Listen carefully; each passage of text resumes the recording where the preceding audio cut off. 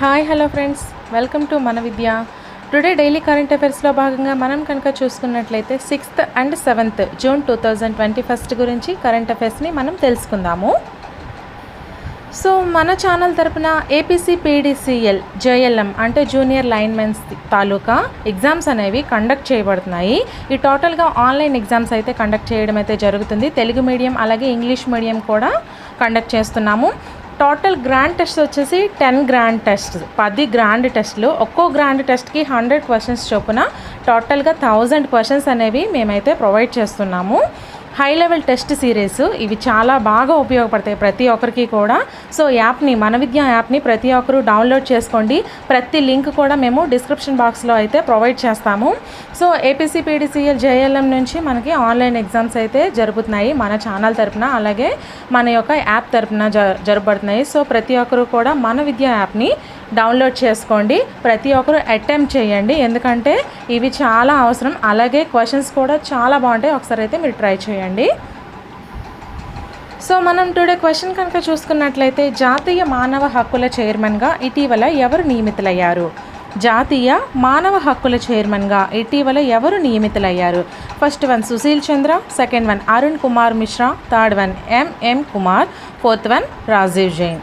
First one Sushil Chandra, second one Arun Kumar Mishra, third one MM Kumar, fourth one Rajiv Jain. So correct ఆన్సర్ని మీరు comment బాక్స్లో comment చేయండి. మీకు తెలియకపోతే రేపటి వీడియోలో నేనైతే దానికి ఆన్సర్ని చెప్తాను. సో టుడే మనం కరెంట్ అఫైర్స్ని కనుక చూసుకున్నట్లయితే, first one 2021 nature TTL photography award విజేతగా నిలిచిన థామస్ విజియన్. 2021కి నేచర్ TTL ఫోటోగ్రఫీ అవార్డు విజేతగా ఎవరు నిలిచారు అంటే థామస్ విజియన్ గారు నిలవడం జరిగింది. 2021 నేచర్ TTL ఫోటోగ్రఫీ అవార్డు విజేతగా ఇటీవల థామస్ విజియన్ గెలుచుకున్నారు. ఎవరు గెలుచుకున్నారంటే థామస్ విజియన్ గారు గెలుచుకున్నారు. 2021 నేచర్ TTL ఫోటోగ్రఫీ అవార్డుని అయితే ఈయన గెలుచుకోవడం జరిగింది. థామస్ విజియన్ తీసిన the world is going of side down అనే ఒక ఫోటోకి, the world is going up side down అనే ఒక ఫోటోకి, ఆ ఫోటో నేమ్ ఏంటంటే the world is going up side down అనే ఫోటోకి 2021కి నేచర్ TTL ఫోటోగ్రఫీ అవార్డు అయితే గెలుచుకున్నారు.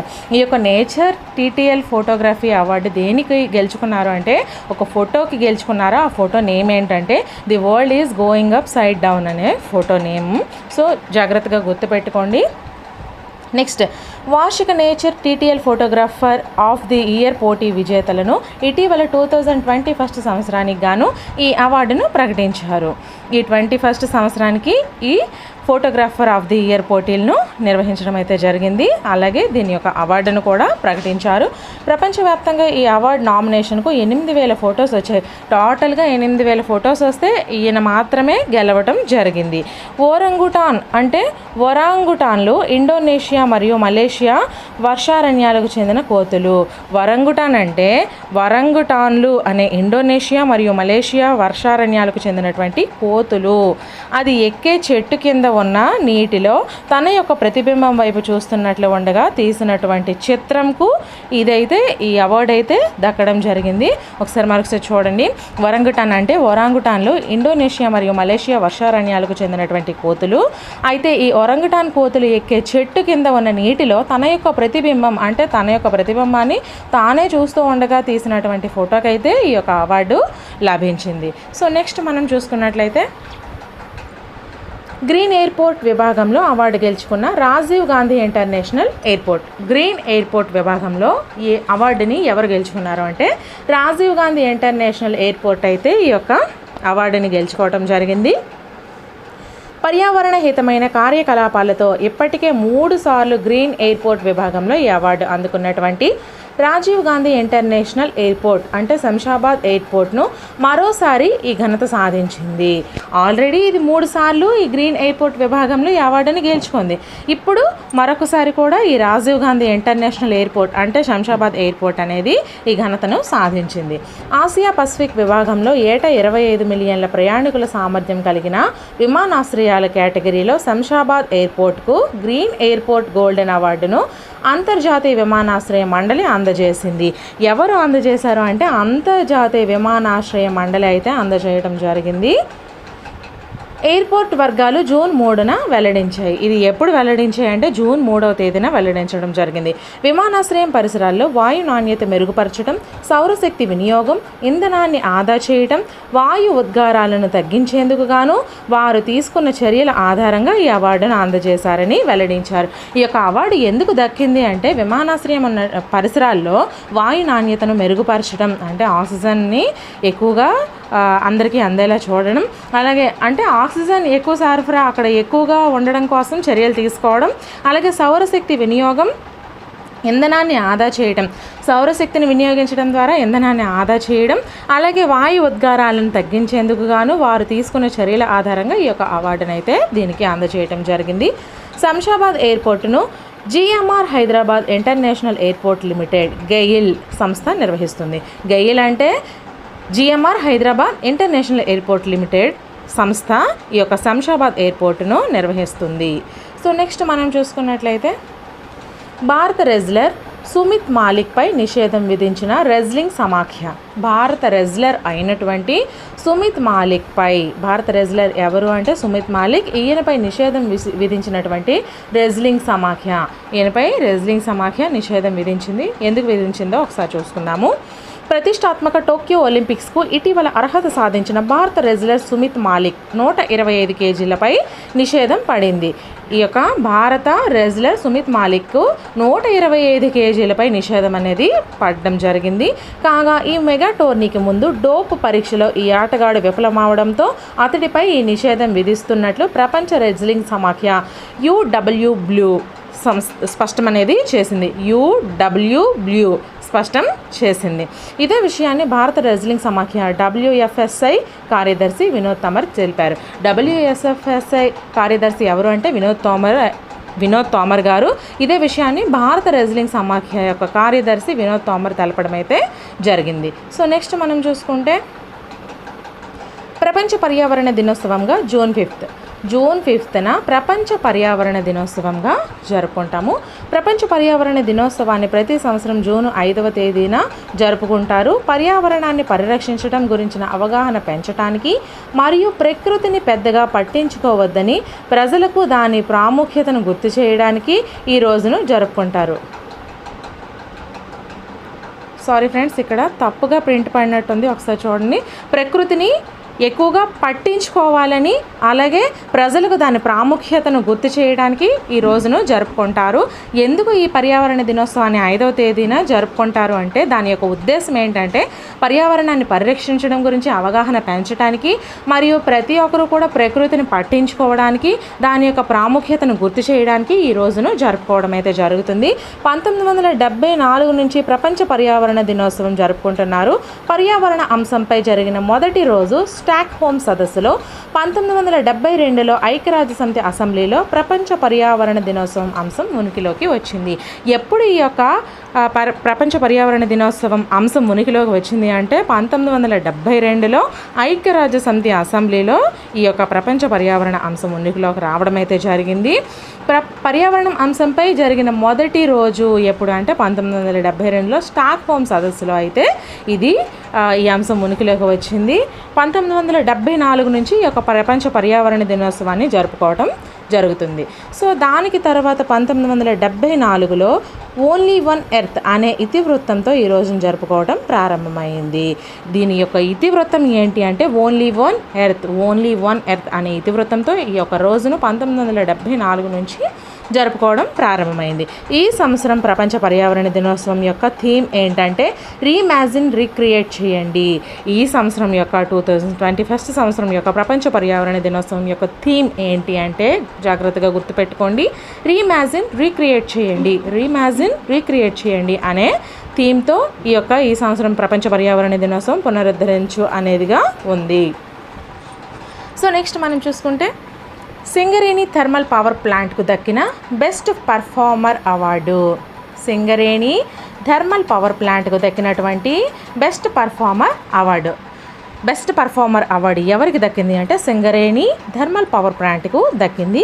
Singareni collieries company limited SCCL full form Singareni collieries company limited యాజమాన్యంలోని Singareni thermal plant power STCP యొక్క ఫుల్ ఫామ్ వచ్చేసి సింగరేణి థర్మల్ ప్లాంట్ పవర్ దక్షిణ భారత స్థాయిలో బెస్ట్ పవర్ ప్లాంట్ పెర్ఫార్మర్ అనే అవార్డు లభించింది. ఈ యొక్క బెస్ట్ పవర్ ప్లాంట్ పెర్ఫార్మర్ అనే అవార్డు ఈ యొక్క సింగరేణి థర్మల్ ప్లాంట్కి అయితే దక్కడం జరిగింది. ముంబైకి చెందిన ప్రసిద్ధ లాభాపేక్ష లేని సంస్థ అయినటువంటి మిషన్ ఎనర్జీ ఫౌండేషన్కు ఈ అవార్డును ప్రకటించింది. ముంబైకి చెందినటువంటి ప్రసిద్ధ లాభాపేక్ష లేని సంస్థ అయినటువంటి మిషన్ ఎనర్జీ ఫౌండేషన్ లాభాపేక్ష లేకుండా చేసిన మిషన్ ఎనర్జీ ఫౌండేషన్ అనే ఫౌండేషన్ ఈ యొక్క అవార్డు ప్రకటించడం జరిగింది.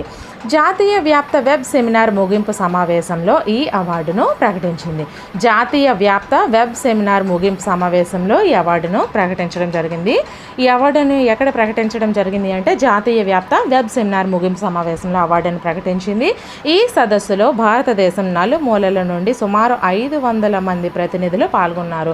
సుమారుగా ఎంతమంది ప్రతినిధులు పాల్గొన్నారు అంటే 500 మంది ప్రతినిధులు అయితే పాల్గొనడం జరిగింది. SCCL 500 మెగావాట్లు అంతకంటే ఎక్కువ విద్యుత్ ప్లాంట్ల విభాగంలో ఈ అవార్డును పొందింది. SCCL 500 మెగావాట్లు లేదా అంతకంటే ఎక్కువ విద్యుత్ ప్లాంట్ల విభాగంలో ఈ అవార్డు పొందడం అయితే జరిగింది. సో నెక్స్ట్ మనం చూసుకుంటే లాస్ ఏంజల్స్లో జరగనున్న 94వ ఆస్కార్ అవార్డు వేడుకలు. లాస్ ఏంజల్స్లో ఎన్నవ ఆస్కార్ అవార్డుల వేడుకలు జరుగుతున్నాయంటే 94వ ఆస్కార్ అవార్డుల వేడుకలు అయితే జరుగుతున్నాయి. ఎక్కడ జరుగుతున్నాయి అంటే లాస్ ఏంజల్స్లో జరుగుతున్నాయి. లాస్ ఏంజల్స్లో ఎన్నవ ఆస్కార్ అవార్డుల వేడుకలు జరుగుతున్నాయి అంటే 94వ వేడుకలు అయితే జరుగుతున్నాయి. లాస్ ఏంజల్స్లోని నిడాల్బీ థియేటర్లో 94వ ఆస్కార్ అవార్డుల వేడుకలు జరగనున్నాయి. వీటి తేదీ కూడా ఖరారవడం అయితే జరిగింది. ఎక్కడ జరుగుతున్నాయి అంటే లాస్ ఏంజల్స్లో ఏ ప్లేస్ అంటే నిడాల్బీ థియేటర్లలో ఎన్నవ ఆస్కార్ అవార్డ్స్ అంటే 94వ ఆస్కార్ అవార్డ్స్ అనేది మస్ట్గా గుర్తుపెట్టుకోండి. అలాగే డేట్ని కూడా గుర్తుపెట్టుకోండి. 2022 మార్చి 27న లాస్ ఏంజల్స్లో నిడాల్బీ థియేటర్లో ఈ వేడుకను నిర్వహించనున్నట్లు ఆస్కార్ నిర్వాహకులు వెల్లడించారు.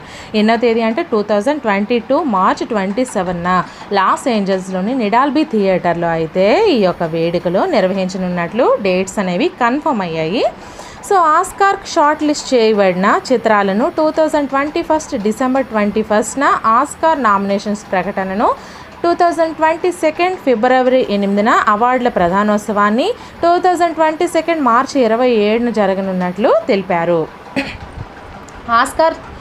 ఆస్కార్కు షార్ట్ లిస్ట్ చేయబడిన చిత్రాలను 2021 డిసెంబర్ 21న అలాగే ఆస్కార్ నామినేషన్స్ ప్రకటనను 2022న ఫిబ్రవరి 8న అవార్డుల ప్రధానోత్సవాన్ని 2022 మార్చి 27న జరపనున్నట్లు తెలిపారు. కాగా కోవిడ్ కారణంగా 2021 ఫిబ్రవరిలో జరగవలసిన 93వ ఆస్కార్ అవార్డుల వేడుక ఏప్రిల్లో జరిగింది. 93వ ఆస్కార్ అవార్డుల వేడుక ఎప్పుడు జరిగింది అంటే 2021 ఫిబ్రవరిలో జరగాల్సినవి 93వ ఆస్కార్ అవార్డులు ఎప్పుడు జరిగాయంటే ఏప్రిల్లో ఈ కోవిడ్ యొక్క ప్రభావం కారణంగా జరిగాయి. సో నెక్స్ట్ చూసుకుంటే ఇంకా 2022 ఏడాది బీజింగ్లో జరగనున్న వింటర్ ఒలింపిక్స్ 2022 ఏడాదిలో బీజింగ్లో జరగనున్నటువంటి వింటర్ ఒలింపిక్స్ ఫిబ్రవరి 4-20 లాస్ ఏంజల్స్లో జరగనున్న ప్రముఖ ఫుట్బాల్ లీగ్ కారణంగా ఆస్కార్ అవార్డుల ప్రధానోత్సవానికి 2022 మార్చి 27వ తేదీని ఆస్కార్ ప్రతినిధులు ఎంచుకున్నట్లు సమాచారం. అంటే 2022లో జరగవలసినటువంటి బీజింగ్లో జరగనున్న వింటర్ ఒలింపిక్స్ని లాస్ ఏంజల్స్లో జరగనున్నటువంటి ప్రముఖ ఫుట్బాల్ లీగ్ కారణంగా వీటన్నిటి ప్రభావం కారణంగా ఈ యొక్క ఆస్కార్ అవార్డుల ప్రధానోత్సవం అనేది 2022 మార్చి 27వ తేదీకి ప్రతినిధులు ఎంచుకున్నట్లు సమాచారం అయితే మనకి అందింది ఫ్రెండ్స్. సో నెక్స్ట్ మనం చూసుకుంటే అజర్బైజాన్ గ్రాండ్ విజేతగా నిలిచిన red bull Sergei Perez. Azerbaijan Grand విజేతగా ఎవరు నిలిచారు అంటే రెడ్ బుల్ సెర్గి పెరెజ్ గారు నిలవటం జరిగింది. Red Bull driver Sergio Perez Azerbaijan Grand విజేతగా నిలిచారు. Red Bull driver Sergio Perez Azerbaijan Grand విజేతగా నిలవడం జరిగింది. Verstappen Red Bull car ప్రమాదానికి గురి కావడం సెర్గీ పెరెజ్కు కలిసి వచ్చింది.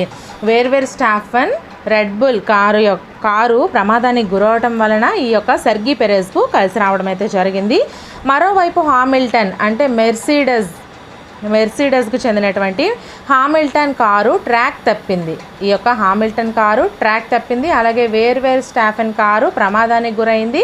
అందువలన ఈ యొక్క Red Bull driver Sergio Perez Azerbaijan Grand విజేతగా అయితే నిలవడం జరిగింది. అతడు 15వ స్థానానికి పడిపోయారు. ఈ యొక్క హామిల్టన్ అనే అతను 15వ స్థానానికి పడిపోయారు. కాగా వెట్టిల్ 2వ స్థానంలో గెలిచారు. 2వ స్థానం ఎవరికి దక్కింది అంటే వెట్టిల్కు దక్కింది. జూన్ 6న జరిగిన ఈ రేసుల్లో గాస్లీ ఆల్ఫాతారి హోండా 3వ స్థానంలో నిలిచారు. 3వ స్థానంలో ఎవరు నిలిచారు అంటే గాస్లీ అనే అతను నిల్చోవడం జరిగింది. కాగా పోల్ పొజిషన్లో రేసును ఆరంభించిన లీకెర్స్ 4వ స్థానంలో సరిపెట్టుకున్నాడు. లీకెర్స్ 4వ స్థానంతో సరిపెట్టుకున్నారు. సో మనం ఒకసారి చూసుకుందాము. ఫస్ట్ ప్లేస్ అజర్బైజాన్ గ్రాండ్ విజేతగా ఫస్ట్ ప్లేస్ ఎవరు నిలిచారు అంటే రెడ్ బుల్ సెర్గీ పెరెజ్ నిలిచారు. అలాగే సెకండ్ ప్లేస్ వెట్టిల్ అనే అతను సెకండ్ ప్లేస్ సాధించారు. అలాగే థర్డ్ ప్లేస్ వచ్చేసి గాస్లీ అనే అతను థర్డ్ ప్లేస్ గెలిచారు. కాగా పోల్ పొజిషన్లో రేసును ఆరంభించిన లీకెర్స్ అనే అతను 4వ స్థానంతో సరిపెట్టుకోవడం జరిగింది. సో నెక్స్ట్ మనం చూసుకుంటే కాగ్నిజెంట్ ఇండియా హెడ్గా రాజేష్ నంబియార్ నియామకం. కాగ్నిజెంట్ ఇండియా హెడ్గా ఎవరి నియామకం జరిగింది అంటే రాజేష్ నంబియార్ నియామకం అయితే జరిగింది. నంబియార్ డిజిటల్ అండ్ టెక్నాలజీ విభాగం ప్రెసిడెంట్గా నియమితులయ్యారు. ఈ యొక్క నంబియార్ దేనికి ప్రెసిడెంట్గా నియమితులయ్యారు అంటే డిజిటల్ అండ్ టెక్నాలజీ విభాగం ప్రెసిడెంట్గా నియమితులవ్వడం జరిగింది. ప్రస్తుతం ఈ స్థానంలో ఉన్న మాల్కమ్ ఫ్రాంక్ ఈ ఏడాది సెప్టెంబర్లో రిటైర్ కానున్నారు. మాల్కమ్ ఫ్రాంక్ అనే అతను ప్రస్తుతం అయితే ఈ స్థానంలో ఉన్నారు. ఈయన ఈ ఏడాది సెప్టెంబర్లో రిటైర్ కానున్నారు. ఈ మాల్కమ్ ఫ్రాంక్ అనే అతను రిటైర్ అయిపోయిన తర్వాత రాజేష్ నంబియార్ నియామకం అయితే జరుగుతుంది. మాల్కమ్ ఫ్రాంక్ స్థానే రాజేష్ నంబియార్ను నియమిస్తున్నట్లు కాగ్నిజెంట్ ఇండియా తెలిపింది. మాల్కమ్ ఫ్రాంక్ స్థానంలోనే రాజేష్ నంబియార్ను నియమిస్తున్నట్లు కాగ్నిజెంట్ ఇండియా తెలిపింది. అలాగే కాగ్నిజెంట్ సంస్థ భారత విభాగం చైర్మన్గాను కొనసాగుతారని కూడా కొనసాగుతారని జూన్ 4వ తేదీన వెల్లడించింది. ఈ యొక్క కాగ్నిజెంట్ సంస్థ భారత విభాగం చైర్మన్గాను కొనసాగుతారని జూన్ 4వ తేదీన వెల్లడించడం జరిగింది.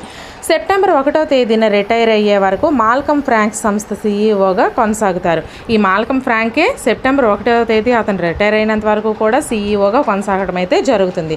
రాజేష్ నంబియార్ ఇంతకు ముందు నెట్వర్కింగ్ సిస్టమ్స్ అండ్ సాఫ్ట్వేర్ కంపెనీకి కెయినా నుంచి కాగ్నిజెంట్లో చేరారు. ఈ రాజేష్ నంబియార్ అనే అతను ఇంతకుముందు networking systems and software company Ciena నుంచి కాగ్నిజెంట్లో చేరడం అయితే జరిగింది. అంతకుముందు ఐబిఎం టీసీఎస్లోనూ ఈయన అమెరికా దేశ కేంద్రంగా పనిచేస్తున్న ఐటీ దిగ్గజం కాగ్నిజెంట్ భారత్ చైర్మన్ రాజేష్ వలందించారు. అంతకుముందు ఐబిఎం అలాగే టీసీఎస్లోనూ కూడా ఈయన అమెరికా దేశ కేంద్రంగా పనిచేస్తున్న ఐటీ దిగ్గజం కాగ్నిజెంట్ భారత్ చైర్మన్ రాజేష్గా కూడా సేవలను అందించారు. సో నెక్స్ట్ మనం చూసుకుంటే ఓకే ఫ్రెండ్స్, ఇంతటితో అయితే ఈరోజు కరెంట్ అఫైర్స్ అయిపోయి. సో రేపటి వీడియోతో మళ్ళీ కలుద్దాము. మీరు డిస్క్రిప్షన్ బాక్స్లో మీకు కావాల్సిన ప్రతి లింక్ని కూడా మేము ప్రొవైడ్ చేస్తున్నాము. ప్రతి ఒక్కరూ కూడా మన విద్య యాప్ని అయితే డౌన్లోడ్ చేసుకోండి. వీడియోస్ నచ్చినట్లయితే లైక్ చేయండి, మీ ఫ్రెండ్స్కి షేర్ కూడా చేయండి. ఛానల్ని ఎవరైనా ఫస్ట్ టైం విజిట్ చేసినట్లయితే ఛానల్ని సబ్స్క్రైబ్ చేసుకోండి ఫ్రెండ్స్. కొత్త వీడియోతో మళ్ళీ కలుద్దాము.